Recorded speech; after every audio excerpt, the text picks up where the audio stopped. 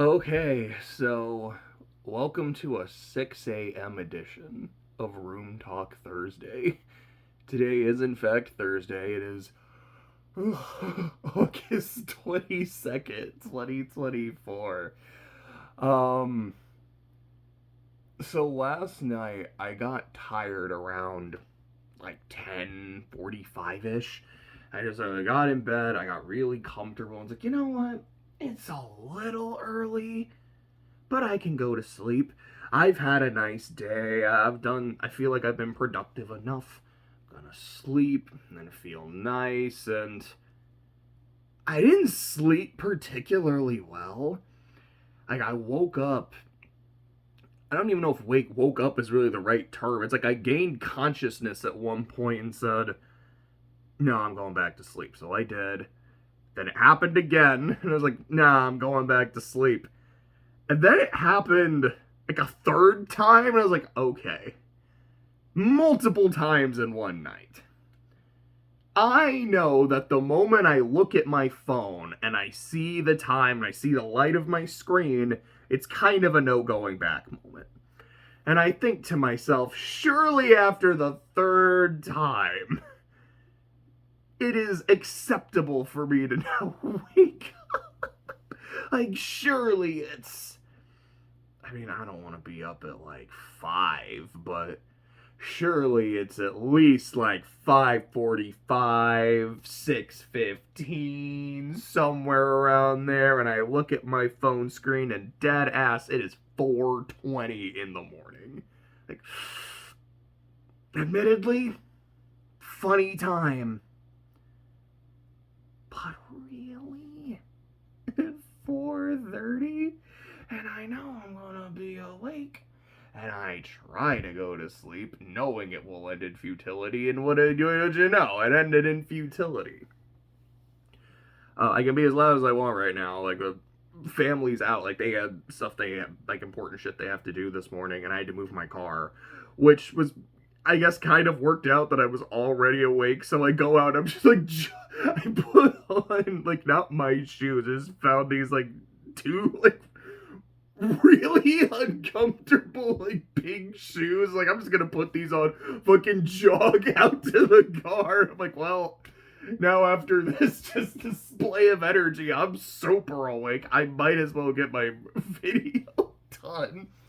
So here we are, and that's why I'm wearing blackjack for this. I'm not talking about Project Horizons. I haven't read the next chapter yet. It's like, I'm upset because I'm awake and there's no chance of going back to sleep. Also, as I've said before, it's just a really comfortable shirt. I don't like that it's long sleeve right now because it's summer. I just put it on for the videos. I'm going to take it off right after this. But it's a really comfortable shirt. What else did I want to say? Like, I don't get me wrong, I got my notes. I actually have a lot of notes of just shit I want to talk about this week, but I'm talking about my morning. I still got shit to say. I remember the ending of my dream, where in my dream I had multiple roommates, and I think some of them were people, like, I think Clay was there. Also remember having this female roommate who I, like, kind of almost had a thing for, but not really. But there was this other woman in the neighborhood that I, like, also, like, had more of a thing for. And the two scenes that I remember near the end of the dream, one of them is important, one of them is just like, okay, this was kind of fun. The fun one was, it was my birthday, because it was like a week ago, I guess it's still on my mind. But for my birthday, a friend of mine, it was like a friend of mine in real life, this was Dylan. Shout out to Dylan for being in the dream. He got me a pair of sai, like the ninja fork weapons. And that was my birthday present, and it was the coolest, most hype shit. I was like, dude, how did you know that I've been training to be a ninja? Because I guess the dream had been trained to be a ninja. It was just fun, goofy shit.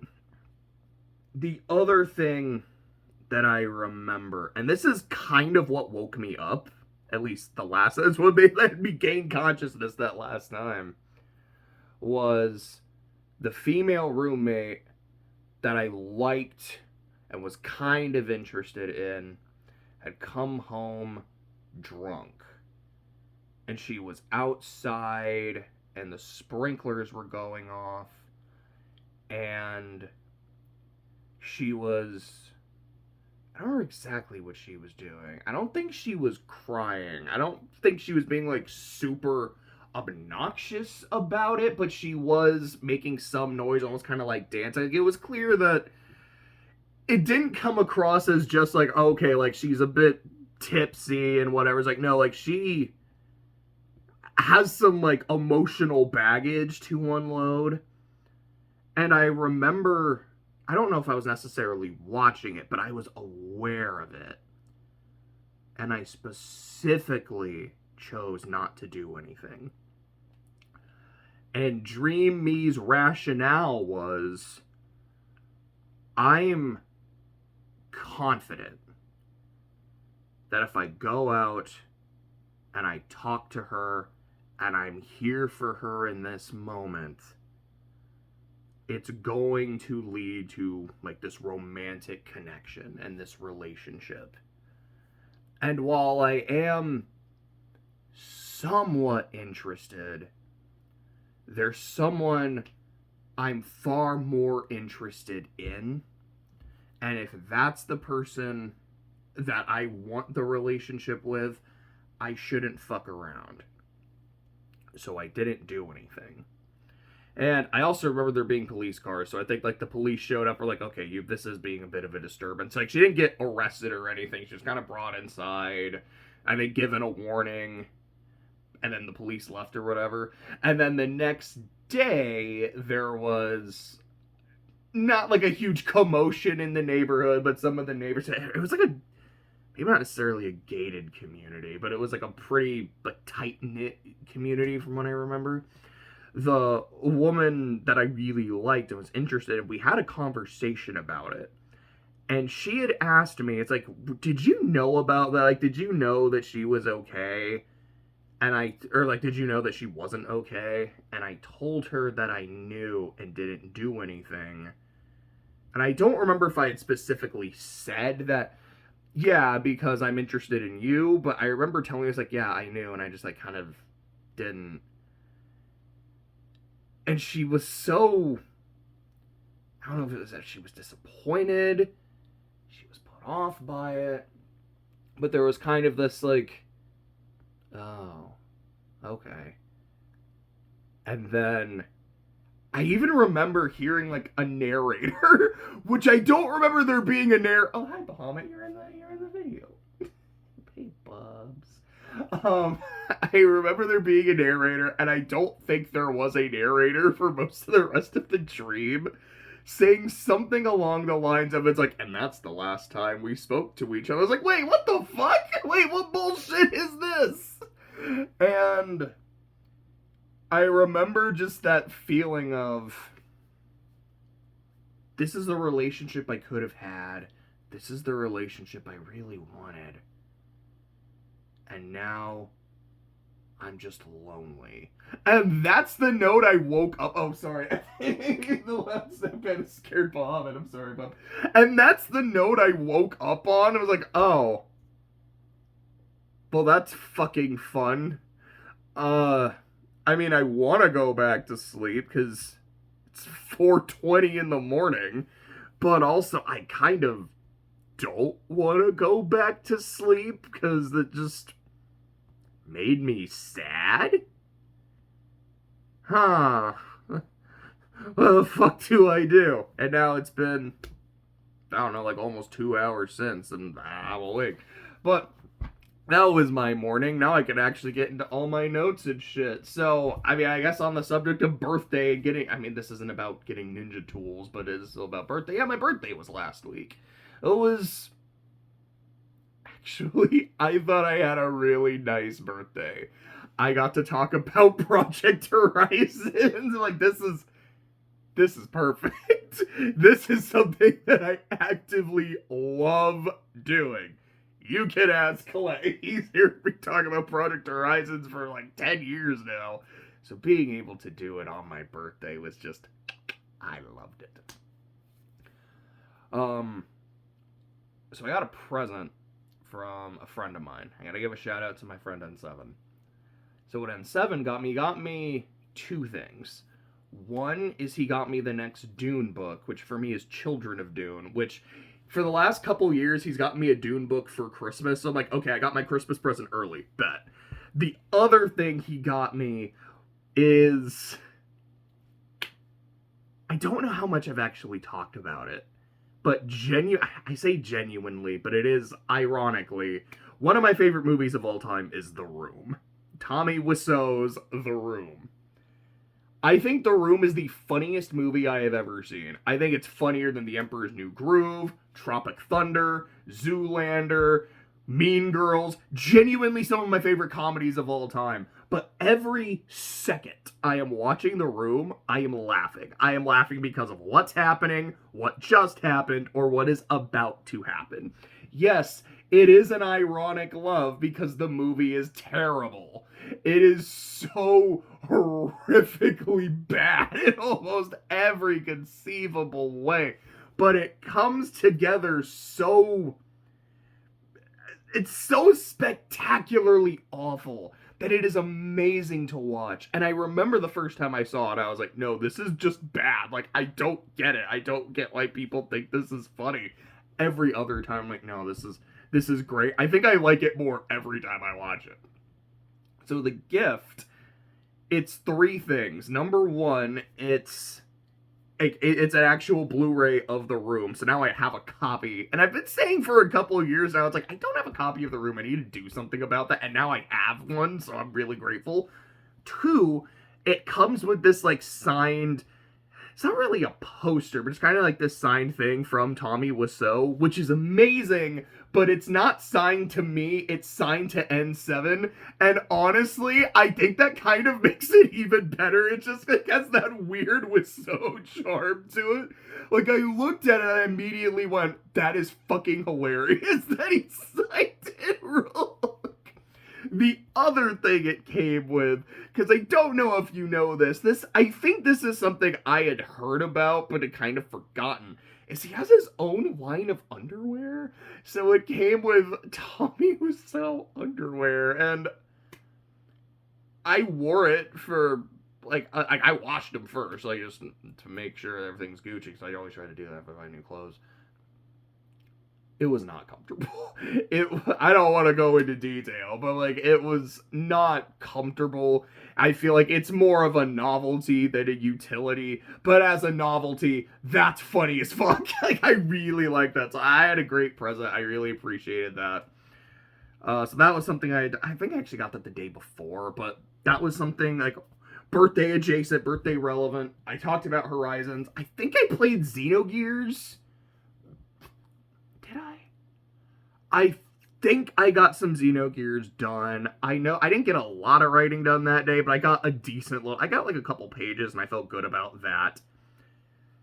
So I did try, keyword being try, to stream a watch of Madoka Magica, like I'd been saying I wanted to do for like a couple months or so now.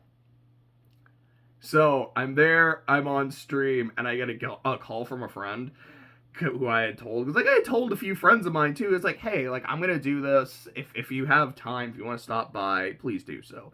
And he gives me a call. He's like, dude, your stream has been terminated. And then I get an email from YouTube like, yeah, despite multiple warnings, like, okay, first off, I don't know what the fuck you mean. I don't think I received a single warning. Don't get me wrong, I'm not saying that this was not justified. I'll talk about that in a sec. But I'm like, oh, okay, I'm sure I'll take your word for that. Yeah, your stream has been terminated. Don't worry, no issues to your channel, just, So, my stance on this is... Because I remember Jose was like, what the fuck? What were you expecting? And my response was, genuinely, this is kind of what I figured would happen, that partway through the stream, it would get flagged. It would probably stop. Maybe I could finish the stream and then like the next day or something, there'd be some like, all right, copyright, whatever. I didn't think it would be that quick. Like, I didn't even get through the first episode. I thought I could go a little bit longer, but it is what it is. I wanted to see if I could do it. I'll put it like this. I wanted to watch my favorite show. And if I could watch it with other people and experience it with them and talk about why I love it so much, I wanted to see if I could do that. Unfortunately, I was not able to. So I didn't, actually, yeah, I think, because I wasn't able to watch it, I think after that, I actually, like, played some Xenogears. But, I didn't watch Madoka that day. I actually watched it the next day. I didn't watch Rebellion. I love Rebellion. I was just like, I started like 9 o'clock. It's like 2, and I could watch the movie, but I got other shit I want to do today. I'm good just watching the 12 episodes. And something I had said, I think I had said this early on in the stream. I talked about how Madoka is, I refer to it as my favorite work of fiction. But it's been a while since I've watched it. And I think since the last time, there have been some very notable works of fiction that I have experienced, like Trails in the Sky. Kind of the entire Trails series, but for me, Sky in particular. Playing Persona 5, Celeste. Maybe I've watched Madoka after Celeste. I'm not hundo on that, but I'll throw Celeste in there. Sea Cats, look at fucking Beatrice over there. Love. Maybe a couple others as well. But there have been some really big contenders for that title. I'm like, okay. I want to rewatch it because this is a show that like I really like. I think it'll be a fun thing to do on my birthday. And the movie's coming out. Big fucking pin in that, by the way. But, I really want to watch it, and I'm gonna have to do it for the movie anyways. Birthday sounds like a good time to do it. But also, I kind of want to know, does it still have the throne? Is it still the king? It's still the queen? Because there have been some really good contenders lately. So the show starts, and I'm immediately just smiling because I'm just happy to be here. Like, we don't even get to, like, the first scene of, like, Madoka walking through that, like, Alice-looking hallway and Magia starts playing while Homeda's, like, fighting Valpurgis. It's literally just, like, the opening, like, little, like, the curtain opening shit. I'm just grinning and smiling. I'm like, that's a good start. That's a really good start.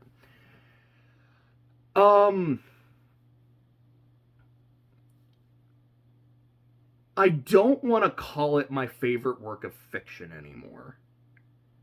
And that's not because it lost the throne. It's because I think I've been calling it the wrong thing. I think it's best to call it my favorite work of art. Because that's how I felt watching it. And I think during a few other, like, I remember my last watch through in particular, that's kind of what I was thinking the entire time. Is like, this is a fantastic fucking work of art. I think the actual, like, writing and the story and the characters are really, really, really fucking good. I think the pacing is fantastic. Episode 10 is my favorite episode. Episode 10 of Madoka Magica is quite possibly my favorite episode of, like, any show I've ever seen. Every other episode is my second favorite episode, because in every episode, there is something. There's either, like, a scene that I'm like, this is genuinely one of my favorite scenes in the show, or there's, like, a line that I really like, or there's a shot. Like, I love the art direction. One of my favorite aspects, which is something I noticed the first time I watched it, is when you look at the characters' eyes, there's this shading in their eyes. Like like I'm used to a character's eye just looking like an eye, or maybe there's like a bubble or something to make it look more happy or whatever the fuck. And it's just that simple shading does a lot for me. So like, yeah, this, even the eyes are just kind of dark. They're very colorful, but there's this darkness here. And it's looking at you right in the face at the very start of the show. And that's another thing, because I love how colorful it is. The main character is fucking pink hair. You've got pink hair, red hair, blue hair. Her friend's got green hair. And despite how colorful it is, it's also so gothic, with these like shadows and these intense angles and the shot composition. There's so many scenes, it'll just be of a character walking and it's zoomed out and showing the background. And I'm like, this is a normal fucking thing that happens. Where it's like, yeah, we're showing, like, it's a connecting shot. Like, we're walking, then we're gonna show, we're here, showing them walking, then we'll show the next place. That's how shit works. But what I love about it is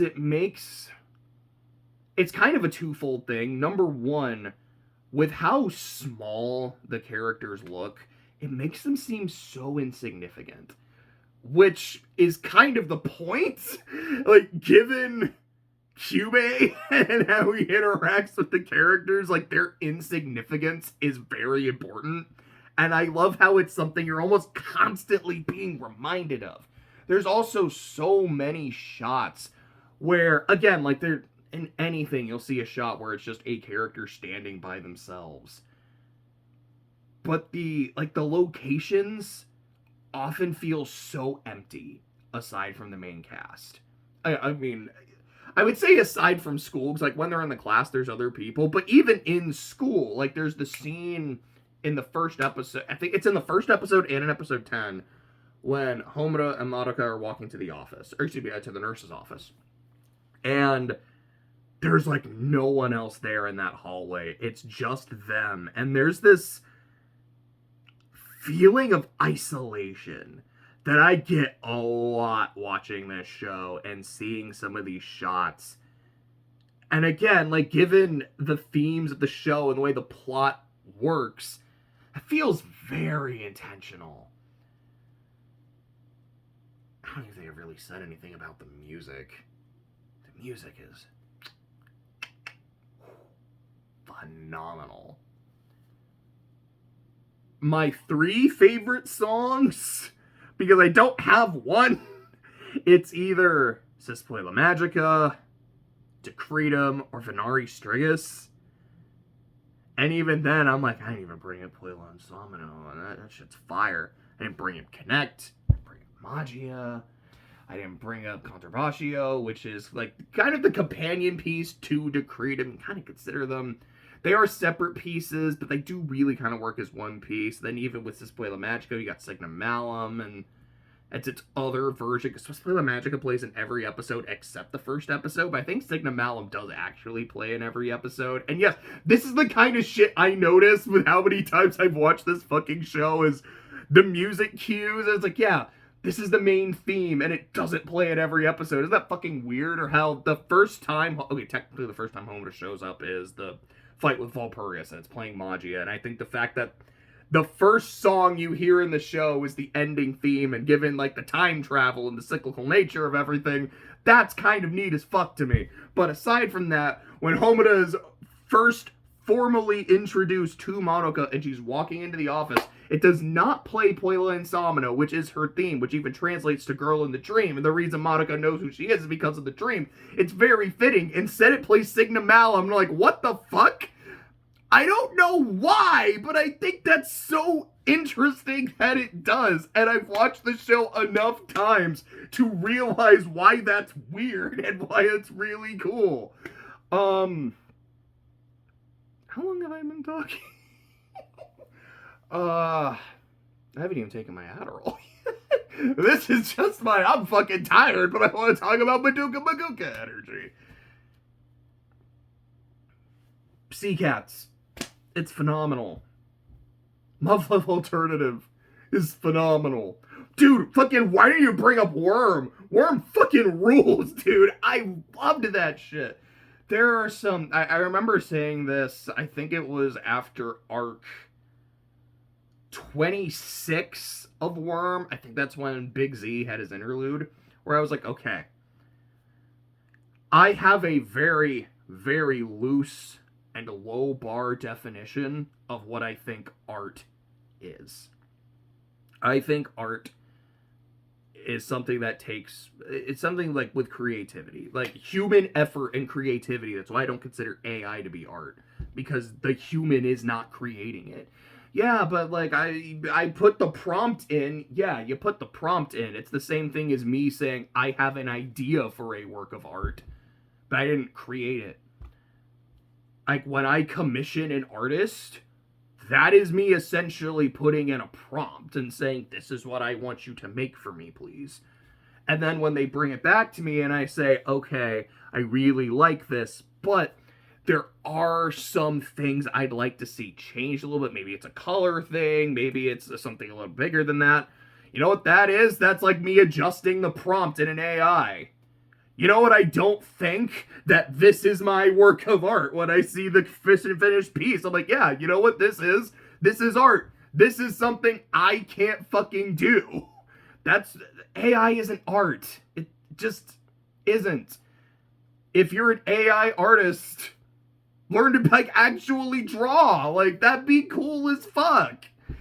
Anyways, I have a pretty low bar for what art is. That shit isn't.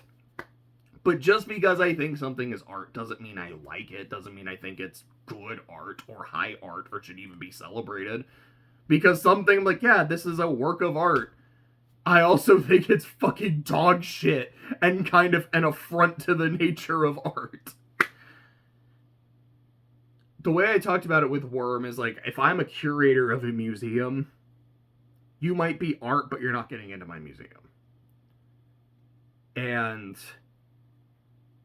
the deeper into the museum you go, the more you see, like, here's the shit that I really, really like. And after arc 26, I was like, okay, Worm, you've been in the museum for a while. I've been enjoying you. You get to go into the special wing now. This is the part where I put the good shit. They're like, okay, this is the shit that I like really want to show people, and I treasure it. Madoka is not in the special wing. It has its own, like, there's the special wing, and then you get the super special wing, and it's just Madoka magic. That's how I feel. That's how I felt watching it again. Was even with all these fantastic stories and works that I love and I treasure and I value, this one to me is just special. It is my favorite work of art. Let me take this massive fucking pin out. What a great birthday present to learn that on the 16th, the movie got delayed. It was last year, they said winter 2024, and I was like, okay, when you say winter, do you mean like February or do you mean like November? Clearly they meant more like November, and I was like, yeah, winter 2025. So now I'm still wondering that. It's like, so does that mean like February 2025? Or like November 2025? Because those are both winter. And like, are you delaying the movie like a year, or are you only delaying it a few months? Because obviously, like, I'm about to say, like, you know, the more delayed it is, the longer it's going to take for me to watch it. Like, yeah, no shit, that's how delays work. What I mean to say is, not only is it delayed, but because it's Japanese, it's probably going to also be several months until it comes out in America and I'm able to see it. And I'll say this. Oh, yeah, that's another thing I didn't really bring up when I'm talking about how much I fucking love Madoka. Is I think the voice acting is phenomenal in both English and Japanese. There's moments where I'm like, okay, I think the Japanese script and performance is better here. There's other moments where I think I'm like, no, I think I like the script and performance slightly better in English. I was like, do I want to bring up any examples? Nah, I'm just gonna leave it there. So I'm just gonna leave it there. But when Valpurgis Nacht Rising comes out, if it's dubbed, I'll watch it dubbed. If it's subbed, I'll watch it subbed. I can genuinely watch it either way. Specifically, I watched this last showing subbed because I honestly hadn't seen the subbed version in a while, and I just like I need to watch it subbed. I've been watching it dubbed a lot lately. Both are great, but let me kind of do the other one. Let me watch the other version. I genuinely and sincerely hope that when the movie comes out in winter 2025, if that's been a few months or a year, I guess it'd be a year and some change because we're only in August. Fuck me. Anyways, that while it's out in Japan, they do kind of like a special showing in the US, somewhere where I could watch it. I might, if there's like, all right, it's only showing in Dallas, I will probably take a road trip to go fucking see it. But, I'm hoping that they'll have some kind of showings where I could go watch it. Because I really, really want to see this fucking movie. Is there anything else I wanted to say? I mean, I've got other shit to say about the week. It's already 30 minutes. I've just talked about my morning, a little bit of The Room, and Madoka Makuka. So I guess other regular, like, weekly scheduled updates. Orichalcum. I finished not 1, not 3, but 2 chapters last week, so I'm going to be taking a break on that, and I'm moving back into Severance. I've revised... some of it wasn't, like, super substantial. It's like, okay, there's a bit of a typo. Okay, this character's...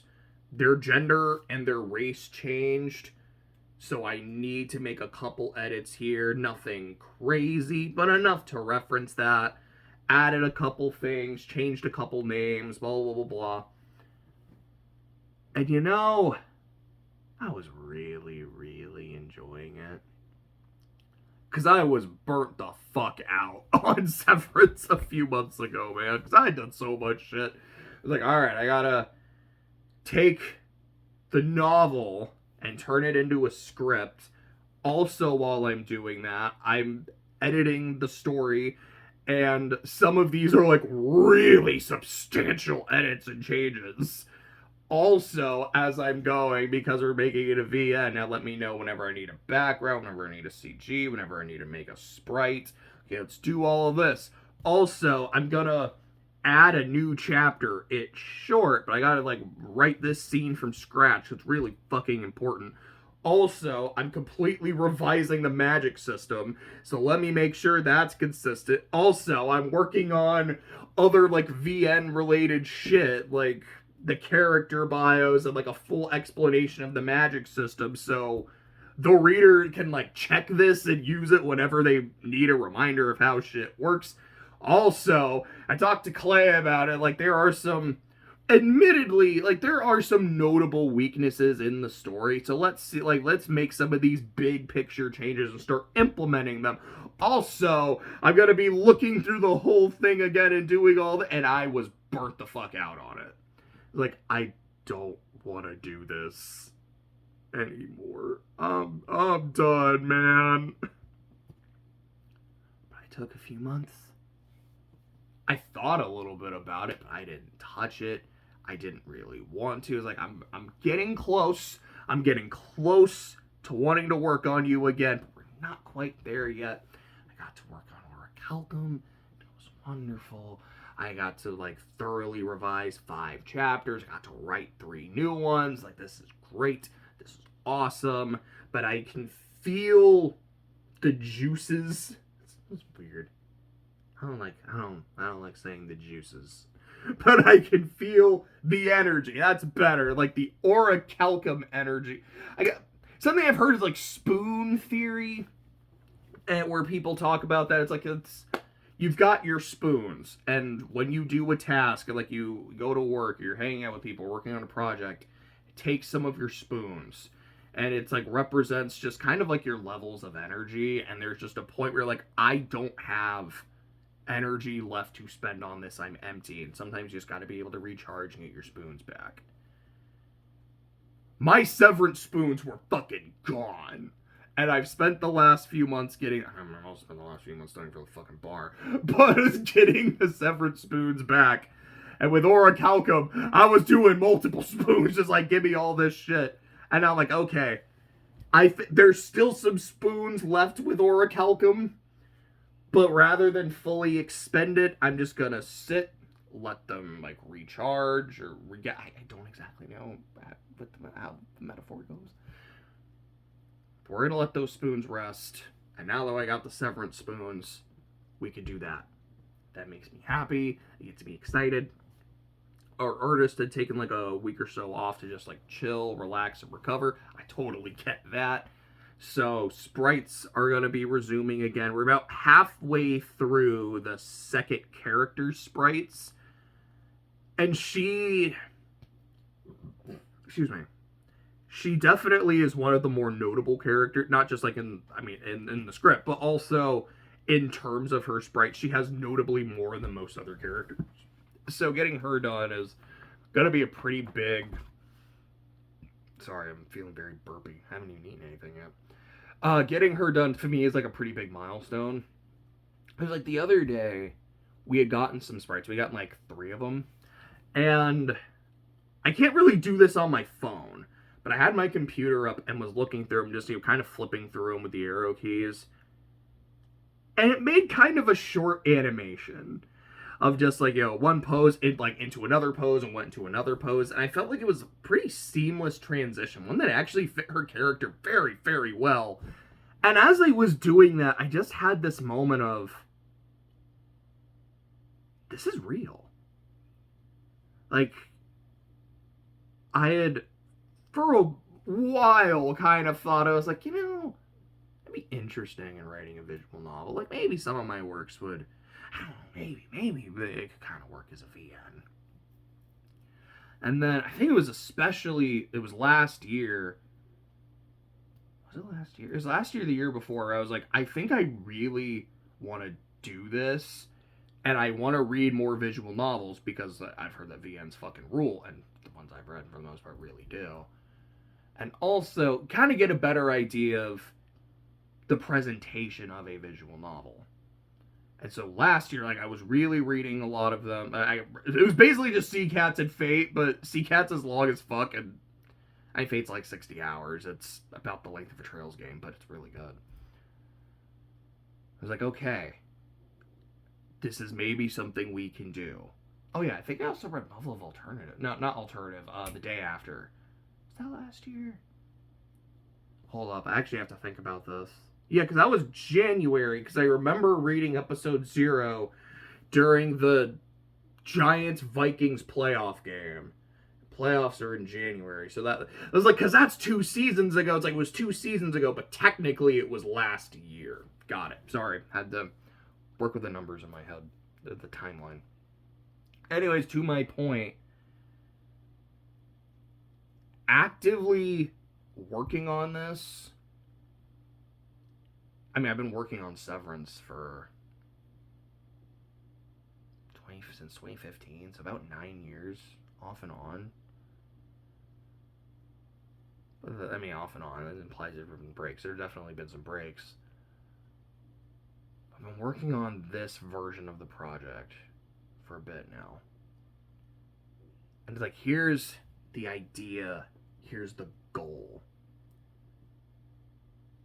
But that moment of seeing the sprites, being able to kind of play with them a bit and see the animation, is the moment where for me it really hit that, oh, this is coming together.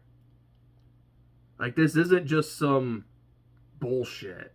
This isn't just like, oh yeah, dude, I've got this idea, and I have this great idea, and maybe I'll try to do it, and then partway through it dies, which happens with a lot of story ideas I've had, by the way. This is this is happening. Holy shit. Like, I'm actually, like, I'm excited. I've been excited for it, but I'm like, it's tenable. I don't know when it's going to be done. My goal is I want my shit done by the end of the year. I want to be done with writing, with editing, with writing all the, like, tips and menus and all that shit. Maybe, like, a little bit of tinkering if there's still shit to do. But I'm like, I want my part done by the end of 2024. As for the art, that I can't say because that is genuinely out of my control.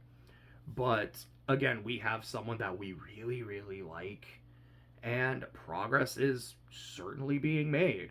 All the main design, like, again, there's some side characters that probably need designs, but the main cast is done. One character is just done completely. I mean, I don't know if she's in any CGs, but we'll get to that. It's like we're working through the sprites, then it's CGs, then it's backgrounds. Or we might do backgrounds before CGs, I don't know. But it's coming along. As for music,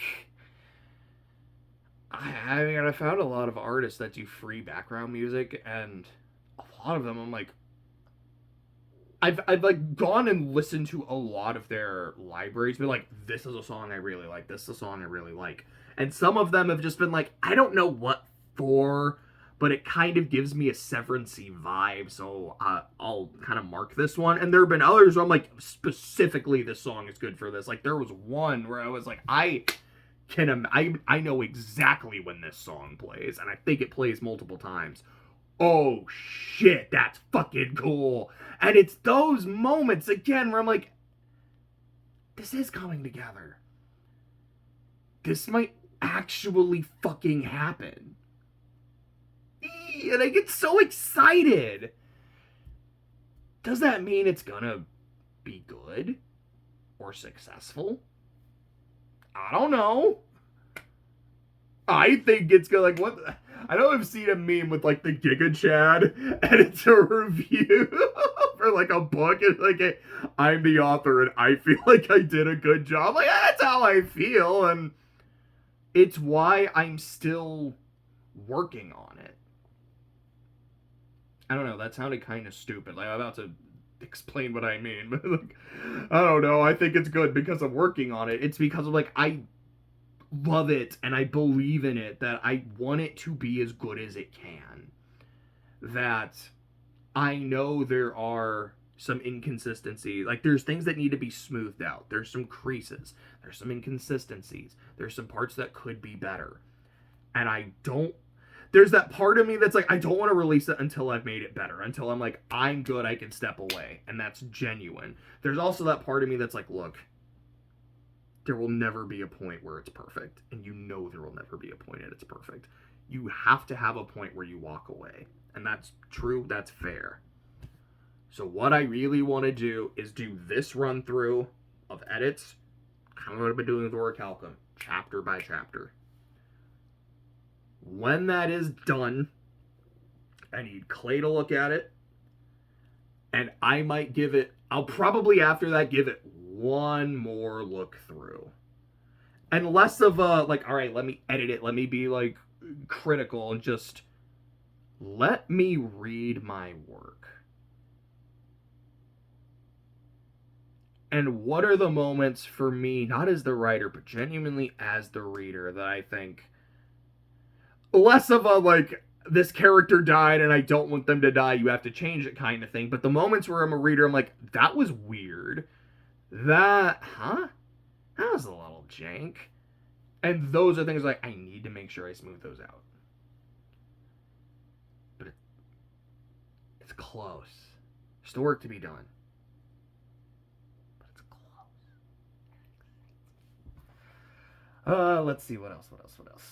Orichalcum, Severance. Oh, yeah. We finished the Showa era. Like, hey, that's some shit. Like, that's wild. That's, what is the number? I think that's 17 movies done. No, because I think it's not 17. No, it is 17. Because 19 is the halfway point. And is it 15? Am I overestimating it? I don't remember. But we finished the Showa era. So we're going to go back to Adventure Time. We watched a few episodes. We are on, I don't remember, season 5 or season 6. I think the last episode we watched was when LSP and Marceline are hanging out and trying to fuck with Breakfast Princess. Maybe we saw the episode after that, but I think that was the last one we watched. It was either that or like the Ocarina. We're finally getting back into Adventure Time, and I enjoyed it. I have played more Xenogears. I'm not as far as I would like to be, because I feel like of all like the kind of projects I'm doing, Xenogears is the one where it's easiest to say that like, I'll get to that tomorrow, but I am enjoying it, and it is like and as I've said before, it's not just like a, yeah, I'll get to it and I don't care. It's like, I'm mad that I'm not doing this because I know it's important and I am invested. The new season of Monogatari is out. I know I mentioned that. I actually started it yesterday.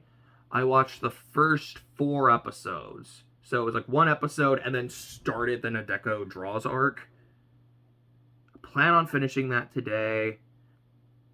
I've been really liking this arc. Like I think I'm gonna make a separate video on it because I really want to talk about it. I don't think it's gonna be a super long video. I imagine it'll probably be like 10-15 minutes. But it's hitting me in that like creator way, you know? Like I'll talk about it more when I talk about it, but I've been really enjoying this arc. And as someone who like binged the shit out of Monogatari a couple years ago, like, this makes me happy. Like, I'm glad it's so fucking gorgeous, man. I love the art style. I love the art direction. It's fantastic. Finished my Adventures with Superman Season 2. I have, like, my notes on it. I just haven't recorded it yet. I don't know when I will, but I do want to. I finished Atlanta Season 3. I talked about that. Yeah. Sorry. Again, 4:30. 4:20, in fact. What is that? 41 or 40? 47. Fuck, I'm sorry. I watched Atlanta Season 3. I think after Monogatari, I will do Season 4, but also I never finished Season 3 of Chucky, because after it went on that long hiatus, I kind of forgot when it came back on, so I'll probably go Atlanta, Monogatari, Chucky, Atlanta, and then I'll be done with Atlanta, and after that, probably get back into Gundam, which I was supposed to be doing all year, with like the exception of Friendship is Magic, but whoops. Speaking of Friendship is Magic, Blackjack's been coming along. I plan on reading chapter 6 today, which is one of my favorite chapters from the story, so I'm very excited to get into play. Let me check my note. Blah, blah, blah. Okay, so, wait, what the fuck does, oh, that was Xenogears. I was like, teenagers? I mean, they scared the living shit out of me, but, oh, that says Xenogears! That's how bad my handwriting is, by the way. So, a couple other things I want to say. Radiohead. Because something I had started doing a few months ago was picking certain artists that I've been kind of interested in and going through their like discographies. I started with, I think Daft Punk was the first one I did. Like, I went through Daft Punk. For the most part, loved it. Then after Daft Punk was Arcade Fire, and I also really liked Arcade Fire. My next project was Radiohead. And I'd listened to the first 3 albums and then just stopped. And it wasn't just like, wow, I fucking hate Radiohead, I don't want to do this. It was, I'm studying for the bar, and now I kind of don't want to do anything, but I need to do things, and I don't know what to do, and that whole, like, weird haze. Now, the haze was gone. I'm like, okay, let me resume some of these projects, including the albums. So let's resume Radiohead. I finished them earlier this week. So, here's the interesting thing. At least to me, I'm like, this is... I don't know. Maybe it's not actually interesting at all, but I think it's kind of neat, I guess. My introduction to Radiohead was, as I assume for most people, maybe I'm making an ass out of you and me, is the song Creep. And my understanding is that while the band has kind of almost come around to the song in recent years, for a very long time, it was something they tried to distance themselves from. Like, it's not that we completely hate the song, or maybe even they did, but it's like, we don't want to be known for just this song, especially something we made so early in our career. And my understanding as well is that it's kind of the same thing with Radiohead fans. It's not necessarily that they dislike Creep, but there's a lot more to Radiohead than just that song and that first album. Please listen to, like, other Radiohead stuff. And I was even... it was in one of the songs from Moonshaped Pool, I don't remember which. I was looking through the comments, and I think one of them was like... it was like a joke about that. It was like, what's your favorite Radiohead song? Oh, my favorite's, oh, fuck, I don't remember what the name of the song's title was. It's really long. It's like... Tinker, Tailor, Sailor, Rich Man, Poor Man.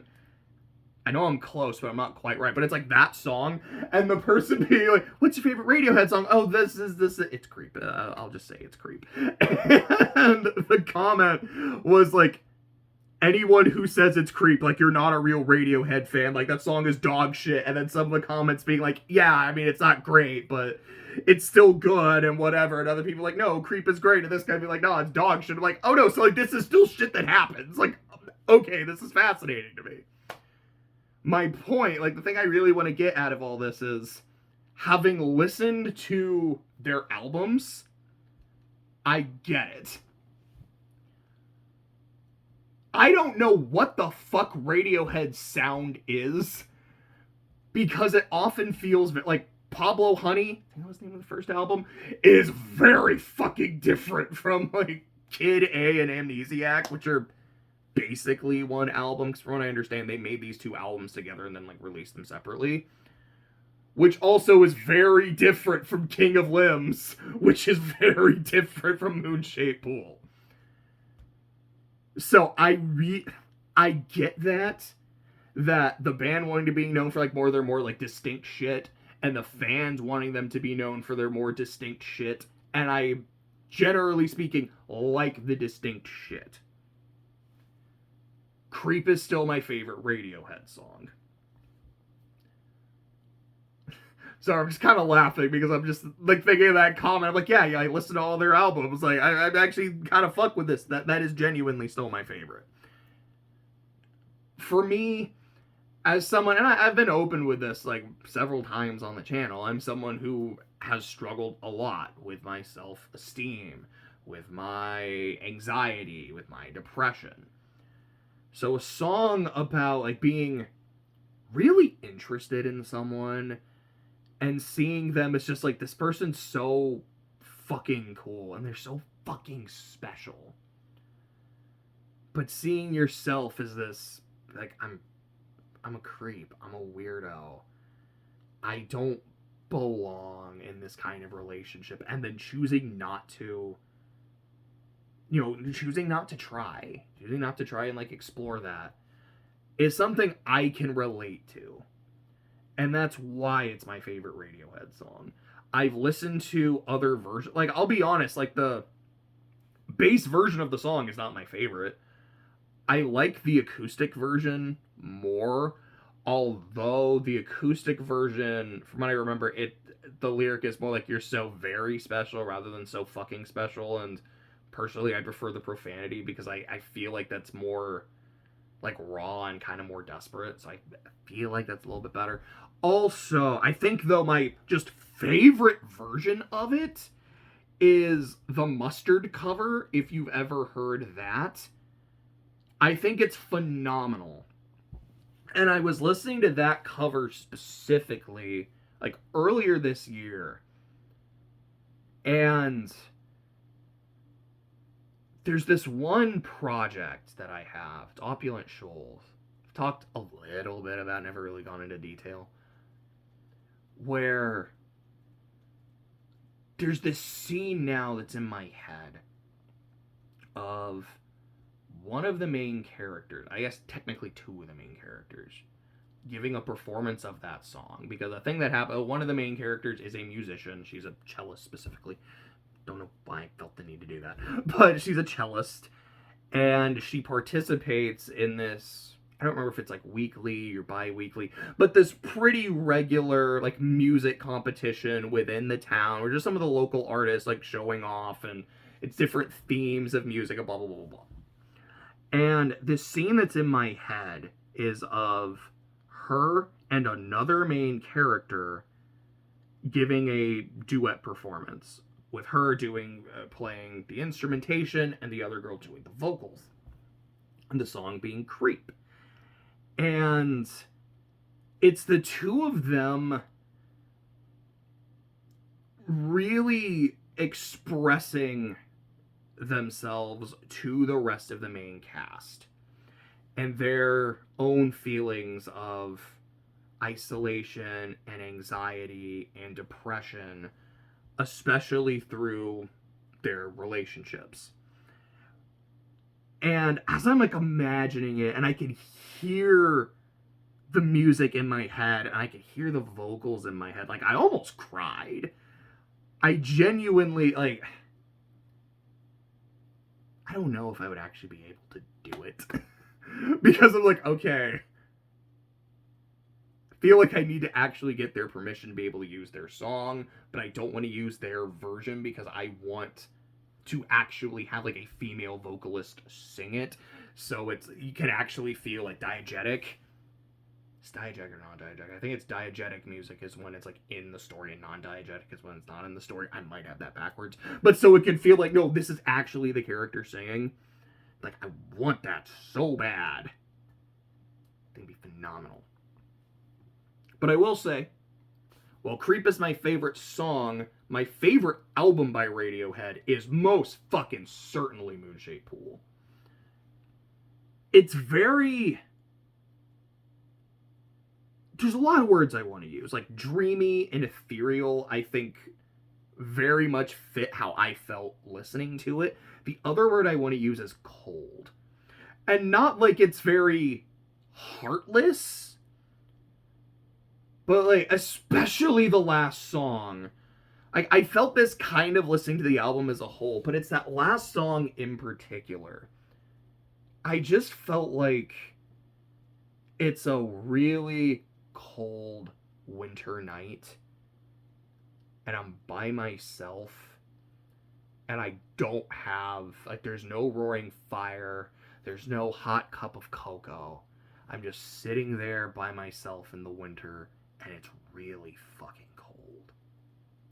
And that's not a pleasant feeling, but it's a very strong feeling.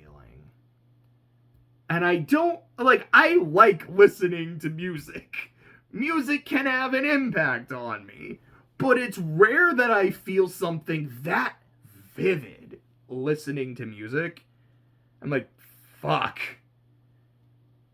This was a really good experience. So I am very glad that I listened to Radiohead.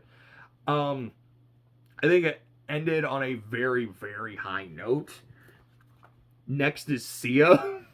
I don't remember why I decided. I think it was after watching the Friendship is Magic movie, which is dog shit. I've said it a lot. Like, I love Friendship is Magic. Genuinely one of my favorite shows of all time. The movie's so fucking bad. But I really like that Sia song at the end. I really, really do. And I think I was like thinking of that. I was like, let me add Sia to the list real quick. So that's going to be the next artist I go through. The last thing to say is, oh, fuck, it's been an hour. Hey, that means it's like 7 o'clock. This is a relatively normal time to be awake. So the last thing is we have continued our Pathfinder campaign. It was put on hiatus. I was like, guys, I'm sorry. I don't want to do this during the bar. I mean, obviously not during the bar, but like during this whole bar arc, because like I had a good time with y'all, but the entire time we were playing, I was like, dude, this is like 4 hours where I could be studying, and I feel awful that I'm not studying. I really want to resume this when we're done. I'm sorry, and now we've resumed it. And so our DM was like 40 minutes late. And while we're all kind of sitting there, like, kind of giving him shit, when he gets there, we find out why he was late is he was at McDonald's, and the service was just really fucking bad, where it was like, it took way too long, and they got people outside being like, hey, did you order this? No. Are you sure you didn't order this? Yeah. And then a few minutes later, oh, we had the wrong thing on this, so it turns out you did order this. I'm like, oh, that actually sucks. Like, I know I was kind of giving you shit for being late, but I'm sorry. And his fries were cold, and that's not fun. And it just became this recurring meme throughout the session. And he was like, you know what? Because this is how he talks. This is how even he will intentionally talk like this. Like, shout out to Church. I love that man. But he's like, hey, my fries are cold, so I'm gonna be an asshole this session. It was great. We had a fun time with it. So it ended in a TPKO, not a TPK because no one died. Like, no, it's not even that someone's HP hit 0, but it was a TPKO because multiple characters, like, got fucked up by poison. And the way the poison worked was not like, all right, you take damage per turn. It was like, okay, now roll this D6. Cool. So after like this many turns, you're just going to pass out. It was like a D6 minus whatever. So like, okay, you're on a timer to get passed out. And then one character rolled a 1 and fumbled. And the fumble was they knocked themselves out. So I'm not going to lie. I just thought it was really fucking funny. And it was like, yeah, I don't think I've ever been TPK'd before, but a TPKO is actually kind of funnier just the way it happened.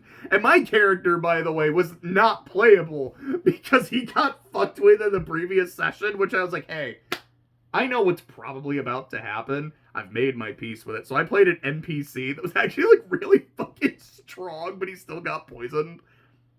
It was a good time. It was a good time had by all, except for Church because his fries were cold. And I'm very sorry that his fries were cold. But, that's the 6 a.m. edition of Room Talk Thursday. I hope y'all have a good day. I hope I have a good day. But I hope y'all have a good day too, and a good weekend, and all that good stuff.